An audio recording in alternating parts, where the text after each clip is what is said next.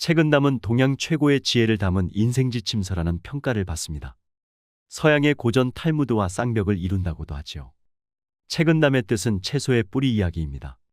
사람은 채소의 뿌리를 씹는 맛을 알아야 무언가를 이룰 수 있다는 말인데요. 매사에 성심을 다해 노력하면 아무리 어려운 일이라도 이루지 못할 것이 없다고 합니다. 책은담은 인생의 고락에서 건져 올린 삶의 지혜가 담겨 있습니다. 그 중에서도 인생을 살아가면서 피할 수 없이 겪게 되는 인간관계의 문제는 우리 인생의 행복을 좌우합니다. 부모와 자식, 형과 아우, 남편과 아내, 스승과 제자, 친구 사이 그리고 직장에서의 상하 관계에서 우리는 자유로울 수 없습니다. 좋든 나쁘든 어쩔 수 없이 맺어진 다양한 숙명의 인간관계를 우리는 잘 극복해야 하며 가능하다면 좋은 인연으로 바꿔야 합니다.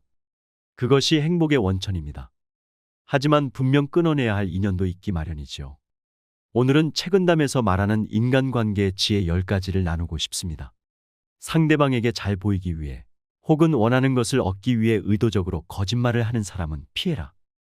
약속을 잘 지키는 사람에게는 믿음이 간다. 하지만 반대로 약속을 지키지 않는 사람에게서는 신뢰감을 느낄 수 없다. 이런 사람과는 가까이 하지 않는 것이 좋다.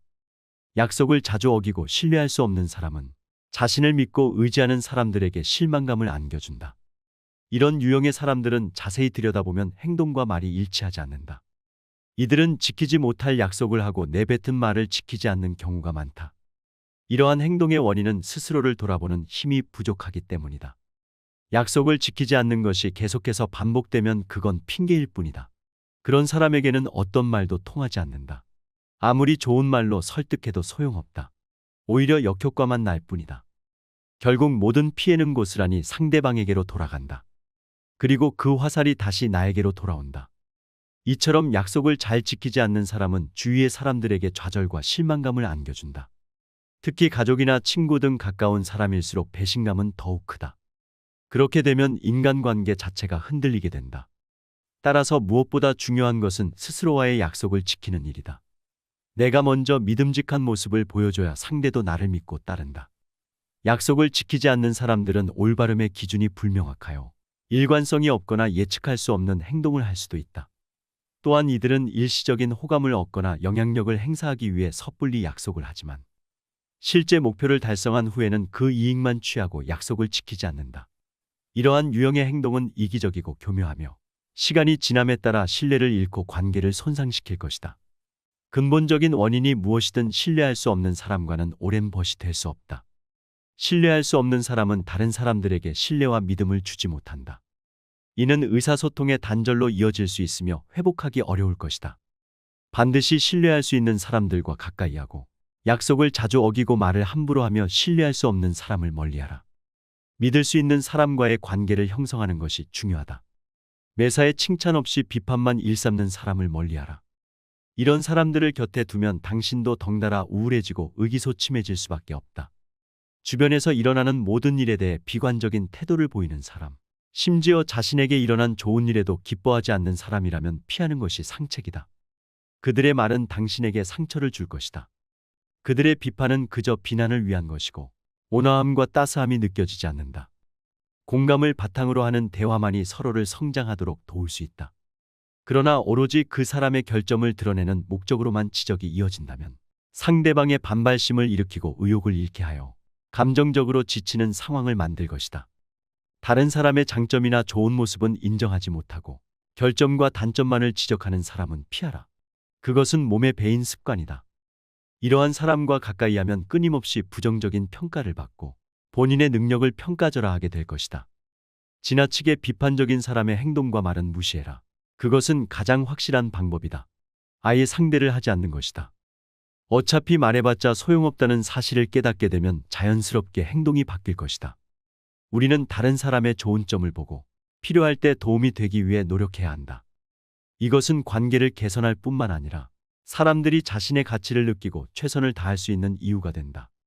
꽉 막힌 사람을 경계하라. 사람에게는 누구나 자신만의 마음의 문이 있다. 이 문은 타인에게 쉽게 열리지 않는다. 만약 누군가와 친해지고 싶다면 먼저 다가가 말을 건네고 함께 밥을 먹고 영화를 보는 등 다양한 노력을 기울여야 한다. 하지만 이런 노력에도 불구하고 상대방이 계속해서 마음의 문을 닫고 있다면 그런 사람과는 인연을 끊는 편이 좋다. 인간관계는 서로 주고받는 상호작용이기 때문이다. 한쪽에서만 일방적으로 도움을 주거나 받기만 한다면 관계 자체가 성립될 수 없다. 특히 성격이나 가치관 면에서 잘 맞지 않는 사람이라면 더더욱 그렇다. 그리고 흐르지 않는 고인물처럼 상대방의 의견을 받아들이지 못하고 세상의 흐름을 거부하는 사람들이 있다. 그들은 굉장히 방어적이고 고착화되어 있다. 자신의 생각만이 오로지 타당하다고 믿는다. 다른 사람의 말에 귀를 기울이려 하지 않는다. 이들은 성장하지 못하고 같은 자리에 머물러 있다.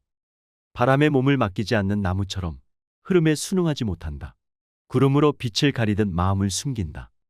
특히 이들은 경직되어 있고 적응하기를 꺼려 하기 때문에 의사소통이 안 되고 의미 있는 관계를 형성하기 어렵다. 이러한 성향을 가진 사람과 멀리하고 항상 날개를 펼치는 새처럼 넓은 바다를 항해하는 배처럼 새로운 목표를 향해 날아올라라. 시기 질투하는 사람과는 친하게 지내지 말라. 인간이라면 누구나 타인에게 인정받고 싶어하는 욕구가 있기 마련이다. 하지만 이 같은 욕구가 지나치면 자신뿐만 아니라 주변 사람들까지 불행하게 만들 수 있다. 다른 사람이 성공하는 것을 시기하고 질투하는 사람은 반드시 멀리하라. 이런 사람과 가까이 하면 반드시 비극을 부른다. 이런 사람들은 자기애가 너무 높다. 대부분의 사람들은 스스로 특별하다고 생각하며 살아간다. 그리고 이를 증명하기 위해 끊임없이 노력한다. 문제는 여기서 발생한다. 아무리 열심히 노력해도 만족스러운 결과를 얻지 못하는 경우가 많기 때문이다. 이때 좌절감이나 패배감 등 부정적인 감정들이 생겨난다. 그런데 일부 사람들은 실패로 인한 고통을 피하기 위해 무의식적으로 상대방을 깎아내리는 방법을 선택한다. 이것은 자신과 주변 사람 모두에게 해를 끼치는 파괴적인 행동일 뿐이다. 진정으로 승리하는 것은 시기와 질투를 하는 것이 아니다. 만약 당신이 누군가를 질투한다면 그것은 내 안에 있는 열등감과도 연결된다. 따라서 상대를 향한 미움에는 나를 보호하려는 본능이 숨어 있다고 볼 수 있다. 결국 남을 미워하는 행위는 결코 건강한 행동이 아니다. 지나치게 자신이나 타인을 통제하려는 사람은 가까이 하지 마라. 이들은 매사에 완벽주의자다. 하지만 이런 성격 때문에 주변 사람들을 피곤하게 만든다. 또한 상대방에게 상처 주는 말도 서슴지 않는다. 자기 생각대로 일이 풀리지 않으면 화를 내기도 한다. 특히 자녀에게 지나칠 정도로 엄격하다. 부모로서 당연히 해야 할 일이라고 말하지만 정작 본인은 스트레스를 받는다. 물론 자식 사랑에서 비롯된 행동이지만 도가 지나치면 문제가 된다. 가장 큰 문제는 바로 분노다. 분노는 스스로를 제어하지 못하게 만들어 이성적 판단을 흐리게 하고 결국에는 돌이킬 수 없는 실수를 저지르게 만든다. 따라서 지나친 통제와 간섭보다는 믿고 맡기는 자세가 필요하다.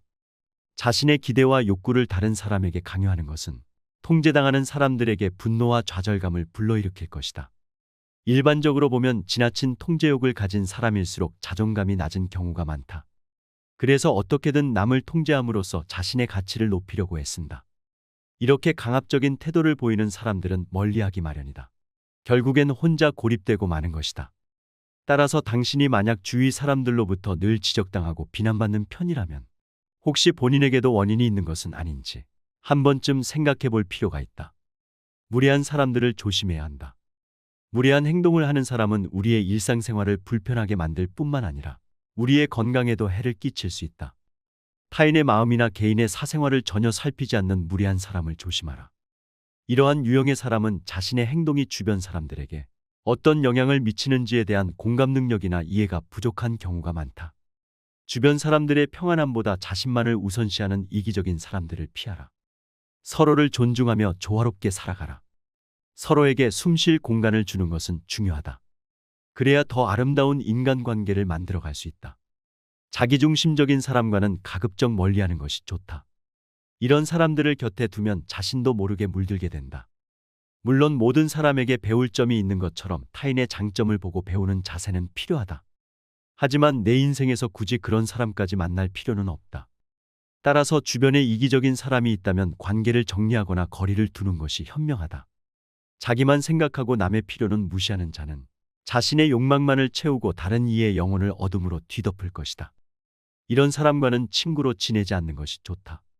그런 사람일수록 자신에게 도움이 되는 사람만을 곁에 두려고 하기 때문이다. 모든 일을 남 탓으로 돌리는 사람은 피하라.